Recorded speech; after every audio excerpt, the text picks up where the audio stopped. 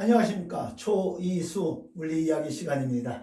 자, 오늘의 도전 과제는 A점에서 출발한 5개의 광선 중에 경계면에서 반사되어 B점에 오기까지의 경로 중 가장 최단 경로는, 최단 거리는, 제가 반대편에 보조선까지 그었어요. 그러니까 최단 코스로 지금 진행해 온 것은 딱 보는 순간 3번 정답. 예, 좋습니다. 오늘의 얘기는 바로 빛의 반사에 관한 이야기로서 그 반사할 때도 법칙이 있더라 이 말입니다. 초등학교부터 들어왔죠? 입사각과 반사각은 같은 것이다. 항상 예외가 없습니다. 어떤 경계면에 한 줄기 빛이 비춰졌어요. 그러면 반사될 수 있는 각도는 여러 각도가 가능할 것 같은데 자연은 절대 반드시 경계면에 수직선을 그어놓고 법선이라 하죠. 법선과의 각이 반드시 반대편에 같은 각으로 반사되는 경우만이 허용된다 이 말입니다. 예외가 없습니다. 자, 왜 그럴까? 그게 항상 왜 그 각이 같게만 반사될 것인가를 누구보다도 깊이 생각한 사람이 바로 페르마라는 수학자였어요. 그 페르마가 우리 두 점 사이를 잇는 가장 최단 코스, 우리 유클리드 기하학에서 말하는 겁니다. 두 점 사이를 잇는 가장 최단 코스는 바로 직선이죠. 이 원리가 여기에도 들어간다는 거예요. 그런데 어디에서 어디까지 가는데 가장 최단 코스인데 직접 가는 게 아니고 어디를 거쳐서 가는 경우라는 거예요. 어디를 거쳐서 여기까지 가는데 가장 최단 코스는 반드시 입사각 반사각이 같은 경우여야 가능하다. 왜? 그 연장선상의 대칭적인 위치에 바로 그렇게 가장 최단 코스라 되는 거죠. 어디를 거쳐서 오는 경우라도 그런 의미가 있는 거거든. 만약에 이렇게 오는 경우였다면 그것은 그렇게 돌아가는 경우였고, 이렇게 오는 경우였다면 그것은 바로 그렇게 돌아온 경우에 해당되니 자연은, 빛은 저렇게 돌아오지 않는다는 거예요. 반드시 최단시간에 최소의 에너지를 써서 최단거리를 진행하는 게 자연의 원리고 빛의 진행이라는 겁니다. 그래서 이제 조금 유식한 말로 리스트 액션 프린시플이라고 해요. 최소 작용의 원리. 빛은 최단 시간, 최소의 에너지를 써서 최단 거리를 진행하는 것이다. 우리 이런 거 배우면서 인생도 그렇게 살아야 되지 않겠습니까? 쓸데없이 에너지 낭비, 시간 낭비하지 않고 목표에 직진하는 그런 우리 인생을 삽시다. 그리고 이제 그 입사각과 반사각은 반드시 같은 평면상의 입사 반사각이에요. 동일 평면상을 진행한다. 놓치기 쉬운 중요한 점 중에 또 하나입니다. 그렇게 반사가 이제 이루어지는데 표면이 매끄러울수록 입사광이 나란하게 들어와서 반사광도 반사의 법칙에 각각 나란하게 나가는 경우 우리는 정반사가 이루어졌다 해요. 정반사가 이루어졌다. 물리적인 의미는 뭐냐면 둘 다 이제 입사광 반사광이 같은 거예요. 이렇게 입사광 반사광이. 그러면 이제 여기서 나온 두 줄기 광선이라고 해봐. 그래서 딱 나갔을 때 여기서 내가 이것을 보면 나는 여기서 온 것처럼 대칭적인 위치에, 여기서 온 것처럼 대칭적인 위치에서 온 것처럼 착각을 하면 여기에 뭔가 이렇게 있는 듯이 비춰져 보인단 말이야. 이걸 이미지라고 하는 거예요. 특히 평면 거울의 허상이라는 것이 바로 이렇게 정반사되기 때문에 특정한 위치에서는 이 물체가 이 속에 비춰져 보이는 거예요. 거울 효과입니다. 그런데 이렇게 표면이 울퉁불퉁해, 거칠거칠해. 그러면 입사광이 나란했더라도 반사광이 지멋대로인 경우, 흩어지는 거야. 흩어지는 거. 이런 걸 이제 난반사가 이루어졌다 하는데 그 난반사의 물리적인 의미는 뭐냐? 바로 어느 곳에라도 어떤 물체를 볼 수 있다는 거예요. 이 분필을 나도 보고 너도 보고 저 사람도 보고 이 사람도 볼 수 있는 것은 이 표면에서 모든 방향으로 반사광이 존재하기 때문에 난반사에서 모든 방향에서도 그 물체를 식별해낼 수 있는 이유가 바로 난반사됐기 때문에 다른 말로 또 산란이 됐다라고도 합니다. 알을 낳는 게 아니고요. 산란됐다. 그래서 그 중에 이제 우리는 정반사를 잘 이루게 해서 우리 얼굴을 비춰줘 보고 사물을 비춰줘 보는 거울에 관한 이야기에 반사를 이용한 게 바로 거울이지 않습니까? 최초로 우리 인간은 수면에 놓인 잔잔한 물이 고인 수면을 이렇게 들여다보면 얼굴이 비춰져 보이네요. 이제 그거를 매끄러운 구리판에 갈아가지고 얼굴을 비춰줘 보는 그 청동기 시대의 그 단유쇠문경 그런 거잖아요. 구리거울 이런 거. 그 다음에 이제 10세기쯤 들어서 이제 아라비아에서 유리에다가 은을 발라가지고 반사가 잘 되는 은거울. 요즘은 알루미늄 코팅 거울도 많고요. 그 거울에 이제 평면 거울이 있고 우리가 매일 보는 건 평면 거울. 그 다음에 이제 부면 거울이 있고 부면 거울에 이제 두 가지 볼록 거울과 오목 거울 이렇게 두 가지가 있잖아요. 자, 하나하나 가볍게 한번 비교해 보겠습니다. 반사의 법칙만 적용할 줄 알면 되는 거예요. 자, 평면 거울 앞에선 초이수 선생입니다. 짠짠. 얼굴만 그렸어요. 자, 그럴 때, 자, 머리끝, 눈, 턱주가리 끝으로 구분을 좀 해놓고, 자, 지금부터 머리끝에서 반사된 광선은 360도 전방향으로 다 향해 가고 있는데 그 중에 거울 쪽으로 향해 간 광선 중에서 내 눈에 들어오는 광선 하나를 잡아보세요. 그건 어디여야 될까? 힌트, 반사의 법칙에 맞아야 되는 거야. 그러니까 이 머리끝과 눈 사이에 절반에 해당되는 위치가 되겠죠.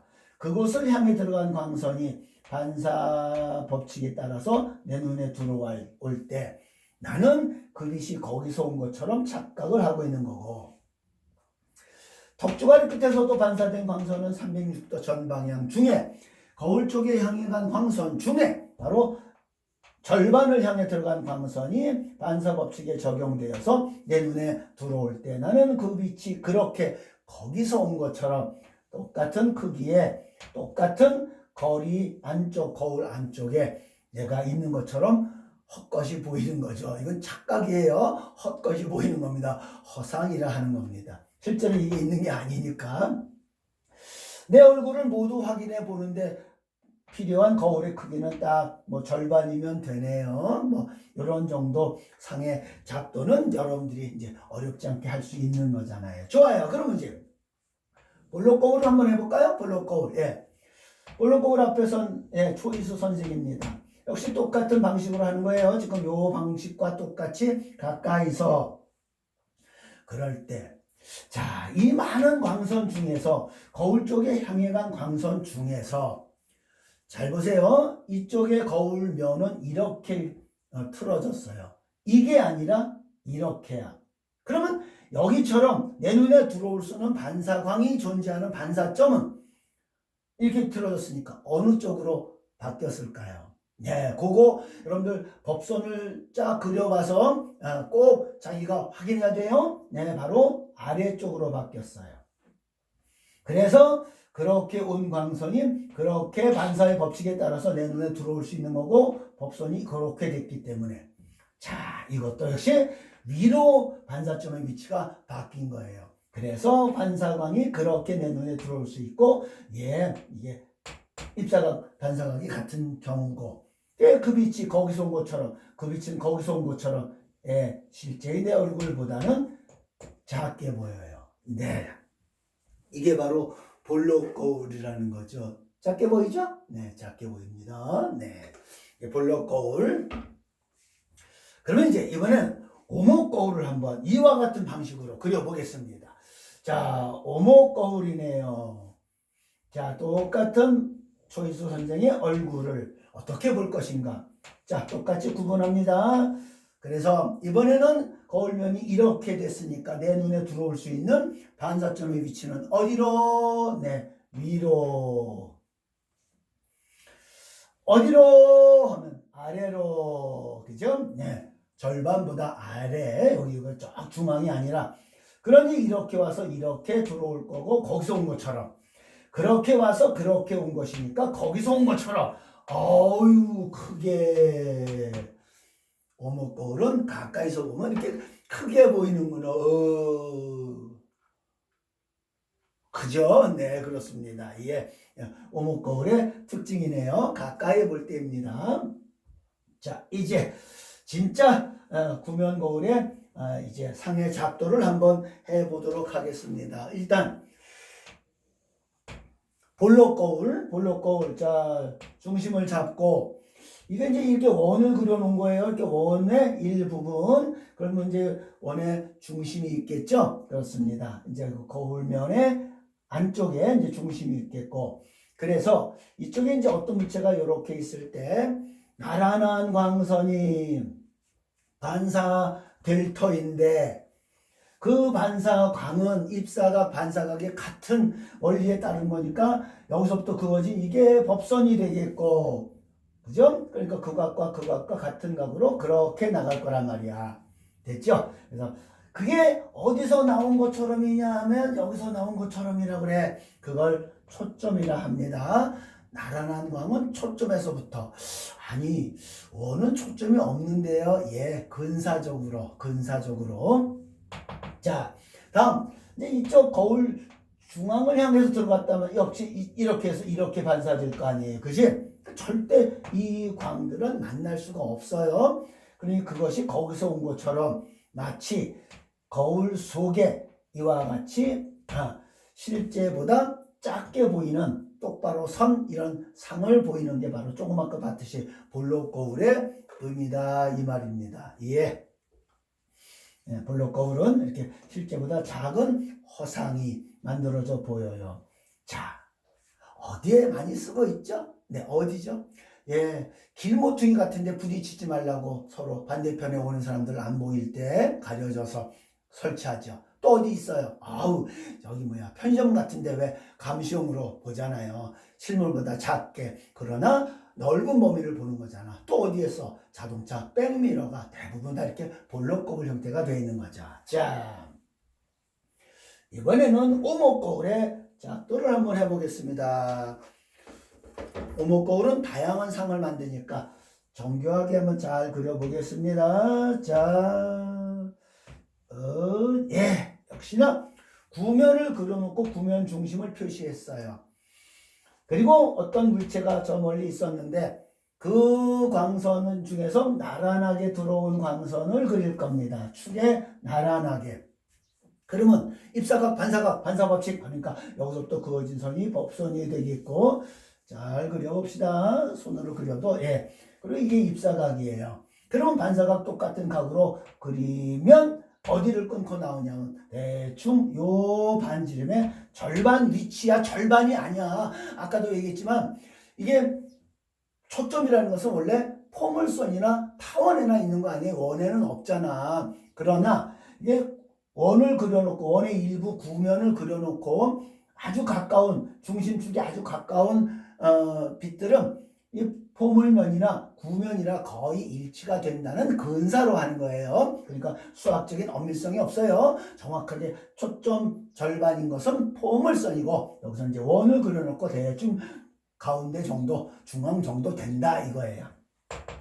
그리고 이제 이 거울 중심을 향해서 들어간 광선도 입사각, 반사각 치면 그렇게 나가겠고 거기서 만나네, 거기서 그렇게 만나네, 그죠? 네, 이렇게 나란한 것은 초점을 지나고 온 것은 거울에서 온 것은 이렇게 지나가고 그 다음에 이제 이쪽 초점을 향해서 들어온 광선은 또 여기서 반사법칙에 의해서 나란하게 나가고 그 다음에 이제 거울 중심을 향해서 들어온 광선은 또 그렇게 나란하게 여기가 이제 수직이니까 그대로 여기를 지나 나가는데 여기는 이제 짧으니까 안 그렸어요. 그래서 두 개의 광선만 그리면 되는 거잖아.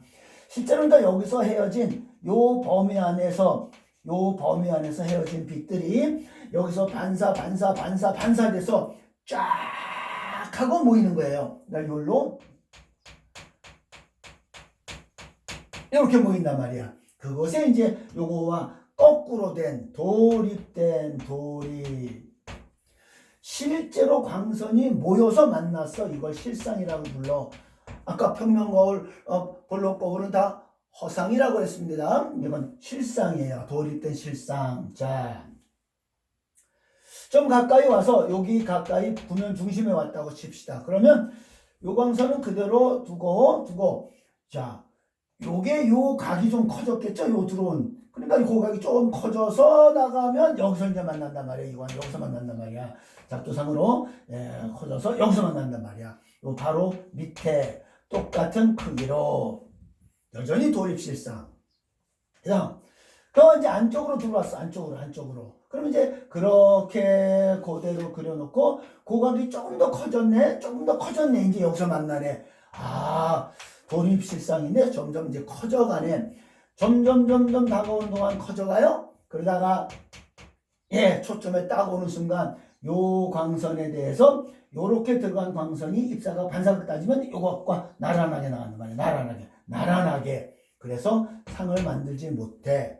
그리고 그것보다 안쪽에 들어가면 그거 그대로 놓고 이 각이 이렇게 커졌으니까 여기도 이렇게 커져 이렇게 될 터이니 만날 수가 없잖아. 그지? 그래서 이건 실제로 실상은 만들지 못해요. 그러나 그 광선이 거기서 온 것처럼 이곳에 이렇게 요것보다 큰 정립 똑바로 섰죠. 요거랑 같은 똑바로 섰고 그리고 허상이 만들어진다 이 말이야. 그게 바로 여러분들이 본 이 모습인 거예요. 거울 가까이 오목거울 가까이 이렇게 오목거울 그지 됐어요. 그래서 오목거울은 다양한 상을 만드는데 실제로 실상은 공간을 점유하고 있는 광선이 모인 곳에 맺혀진 상이에요.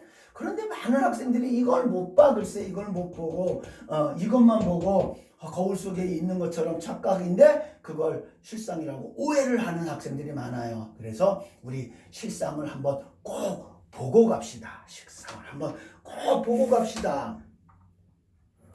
실상을 한번 꼭 보고 갑시다. 네, 스크린을 준비해 봤어요. 네. 자, 촛불도 준비해 봤어요. 짠.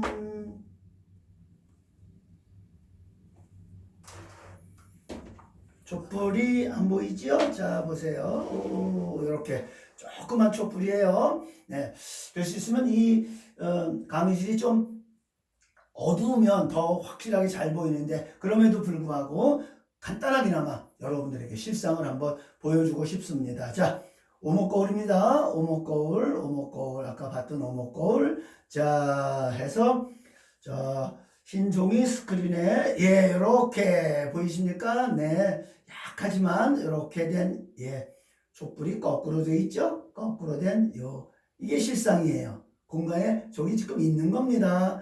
허공 중에 그걸 스크린으로 반사시켜서 일부 투과시켜서 이렇게 보는 겁니다. 이게 바로 실상인 겁니다. 실제의 촛불보다 조금 모양이 크게 나왔죠? 확대된 도립 실상이다 이 말입니다. 가볍게 확인해 봤어요. 이 오목거울이요 참 활약을 많이 하잖아요. 볼록이나 평면보다는. 이 오목거울을 이용해서 전쟁의 승리를 이뤄낸 분이 계십니다. 누군지 아세요? 아르키메데스. 그 고대 그리스 시절 로마군의 침범을 당하자 이 아르키메데스가 전쟁에 참가해서 커다란 오목거울을 만들어서 적군 함대를 불태웠다는 전설과도 같은 이야기가 오목거울이었어요. 뉴턴이 여러분들 젊은 시절에는 별로 일반 사람들은 잘 몰랐어요. 네, 나중에나 이제 일반 사람들이 알게 됐죠. 그런데 뉴턴이 영국의 왕립학회에 자기 이름을 처음 걸었던 것이 바로 이 오목거울을 이용한 반사망원경을 만들었어요. 그래서 반사망원경을 만들어 가지고 그 전까지 있었던 굴절망원경보다 배율이 좋고 아주 선명한 그런 전체를 관측하는 반사망원경이 개발이 뉴턴으로 하여금 세상에 알려지게 된 거야. 그 반사망원경이 또 어디까지 와요? 90년대에 허블망원경으로 올라갔잖아요. 그 허블망원경의 반사경의 지름은요 2.4m예요. 그렇게 커요. 그래서 그 전까지 그 우주 팽창 속도를 그 은하들의 정밀한 관측을 통해서 우주 팽창 속도가 얼마인지 확실하게 알게 돼가지고 드디어는 우주의 나이가 137억 년이 된다는 사실을 밝혀내게 된 귀한 공로잖아요. 근데 그 허블 망원경보다 3배 정도나 지름이 큰 망원경이 또 올라갔어요. 얼마 전에 제임스 웹 망원경이라고 들어보셨나요? 네. 그래서 이제 앞으로 많은 또 천문학적 발견이 이루어질 겁니다. 우리 빅뱅 이후로 가장 멀리 있는 지금 은하별을 찾아낼 거라고 믿습니다. 반사망원경 활약 많이 하죠. 네, 좋습니다. 수고하셨습니다.